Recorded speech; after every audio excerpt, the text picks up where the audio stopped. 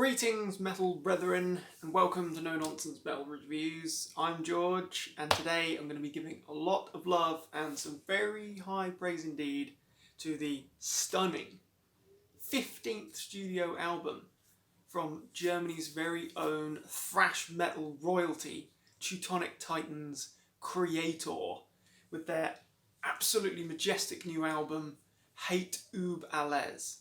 Or Alles? Allies? I don't know how to actually pronounce it, but it sounds like Hate Ub Alles.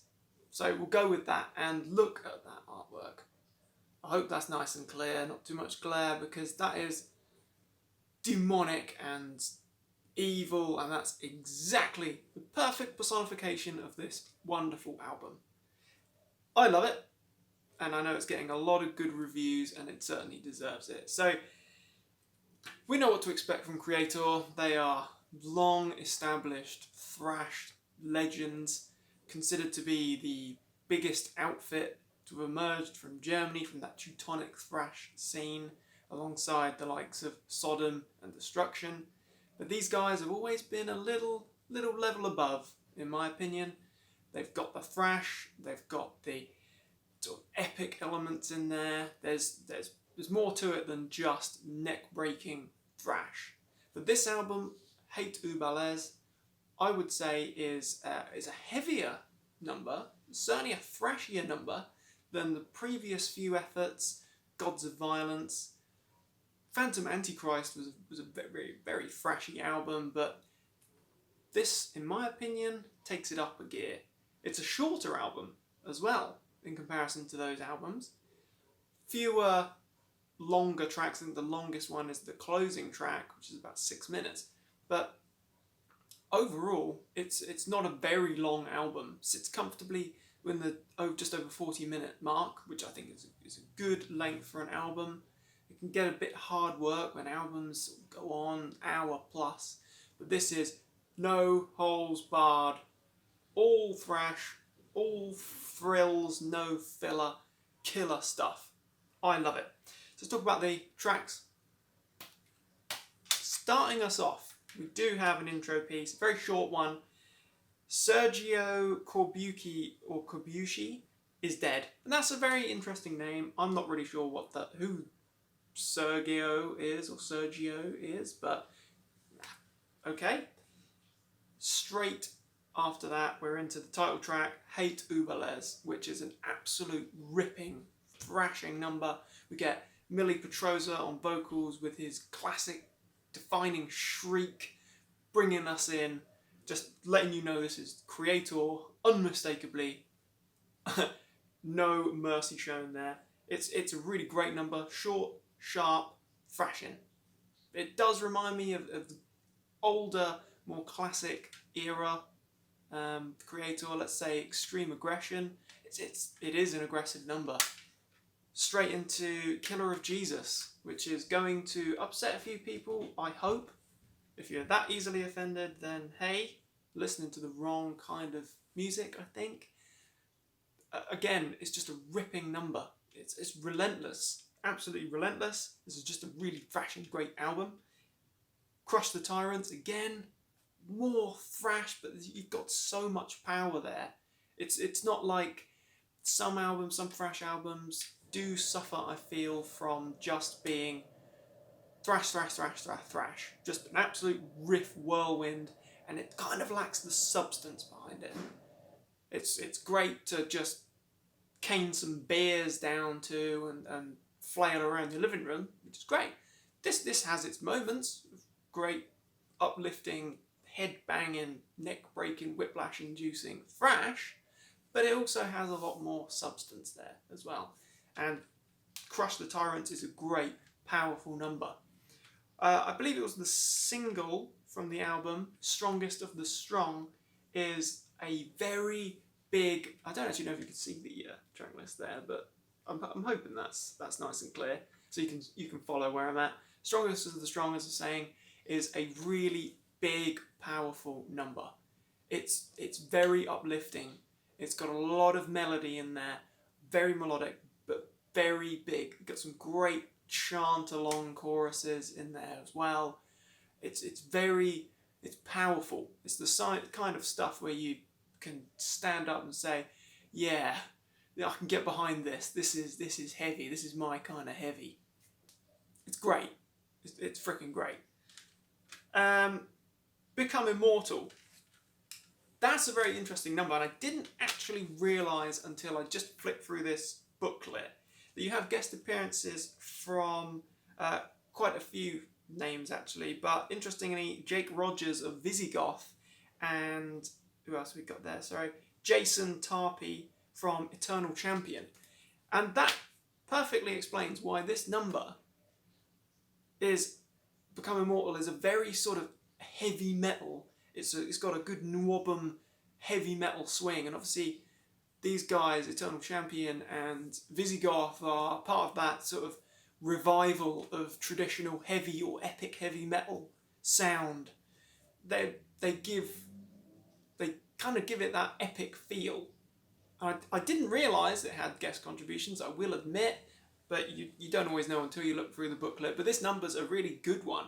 It's like a sort of a nostalgic almost throwback track, and lyrically it's very fitting for that theme of sort of revisiting the past, your heavy metal roots, if you like. Very good number. It really does stand out. It's very different. It's very different for Kreator. I can't really say that I can compare it to any other Kreator numbers. Certainly not on this album or on the previous efforts from recent years. I can't really say that there's a close linkage. It's a really good track. Really uplifting as well. What have we got then? Conquer and Destroy. Another very heavy track. It's got a melody in there, but it's very pounding. It's a fist pounding track. Thrashing as well. Another great number. Midnight Sun, following on, has guest vocals from Sophia Portanet. I hope I'm pronouncing that right. But it's a very eerie number. That's quite an eerie track. That's got a sort of a strange vibe to it. Almost gothic. It's got a bit of a goth twang to it. A really good number. Really sinister edge. That's the word I'm looking for. Sinister. It's got a sinister vibe. Very good number though. You get the impression these are all good tracks. There is not a bad song here. As we get towards the end of the album, after Demonic Future, which is another ripping number, a really good relentless track, we've then got Pride Comes Before the Fall, and then the closing grand finale, which is Dying Planets. Both of those tracks do remind me of the sort of Kreator that we were hearing on, say, Gods of Violence, and some of the numbers from Phantom Antichrist. They've got this, although melodic, they've got this quite grandiose, big, epic, what's the word there? It's quite a consuming, almost like a cinematic feel to it. They're very good songs, don't get me wrong, but they're full of emotion. They're quite intense. There's an intensity there. It's really good. They're heavy songs, of course. This is Kreator. These are German thrash metal legends. It's going to be heavy, but it's got a grand, epic feeling. I think if you listen to it, you'll understand entirely what I mean. And if you liked Gods of Violence, there was quite a lot, I feel, of these sort of bigger, epic, more embellished tracks. A lot of more layers going on there. And there is actually orchestral contributions from Flesh God Apocalypse on this album, which I also didn't realise until I looked through this very handy, very nice little booklet that we've got here. We've got Flesh God doing the orchestral parts on Dying Planet, which makes total sense. And now that I know that, you can almost hear it, you can tell. And on the opening intro, Sergio Corbucci is dead as well. We've got a few guest contributions actually throughout the album as well. But the core band is what we're here to talk about. Kreator, Millie Petroza, vocals and guitars. Absolutely unique voice. I don't know how that guy has got any sort of surface of his throat left or vocal cords left, because his shrieks and his raspy, rapid fire vocals, they're great. They are demonic. Ventor on drums, the legend is still in the seat, absolutely smashing the kit. We've got the new addition, the new guy who's certainly done his time in quite a few big names with Dragon Force and Sinsanium.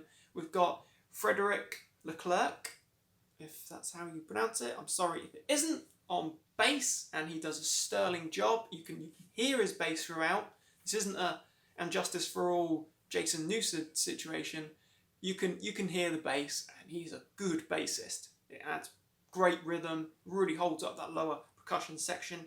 And Sami Yuli Cernio, I believe that's how you pronounce it, on guitars, who has a very, very unique guitar sound. You can tell instantly this is Kreator. When you've got Millie's rhythm guitar, his thrashing riffs there, then you've got Sammy's leads. It's brilliant. He's a fantastic guitarist. Really has an easily definable signature sound. If you're familiar with Kreator, that is, of course. Really nice little booklet, actually. Some great art in here as well. And if you can't tell, I am an advocate of the physical copy. So there you have it. Kreator, Hate Ubales. You need to check it out. If you like Kreator, you're going to love this new album. If you like thrash, not just traditional old school thrash that has actually evolved and grown with the scene, with the changes over time. This is modern. Yes, it is modern. But we're in 2022. You know, it's not going to sound like 1984. It's just not. It does have the core backbone, the strong spine of thrash, but it's got good elements of heavy metal, symphonic elements in there. There's power in there. This is an album worth checking out. Absolutely. This is certainly going to be in my top 10 of the year. Absolutely 100%. So there you have it. Thanks for watching No Nonsense Metal Reviews. I'm George. If you want to hear and check out more reviews, then feel free to subscribe. Take care, my friends.